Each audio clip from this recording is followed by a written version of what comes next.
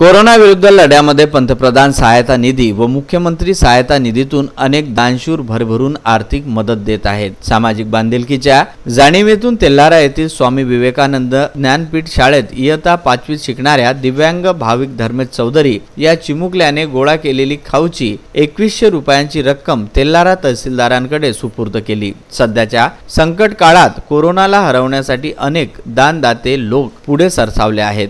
त्यातूनच त्यांनी सुद्धा देशाची आर्थिक मदत करण्याचा संकल्प केला आणि वर्षभर जमा केलेली खाऊची रक्कम त्यांनी तहसीलदार राजेंद्र सुरळकर यांच्याकडे सुपूर्द केली। मेरा नाम भाविक धर्मेश चौधरी है। मैं 5वीं कक्षा में पढ़ता हूँ। स्वामी विवेकानंद ज्ञानपीठ तेल्हारा में मैं पढ़ता हूँ। कोरोना के संकट में मैंने मेरे गुल्लक में से 2100 रुपए दिए मोदी जी के अकाउंट में तहसीलदार साहब को दिए। विदर्भ न्यूज करिता तेल्हारा येथून गुरुदेव इसमोरे।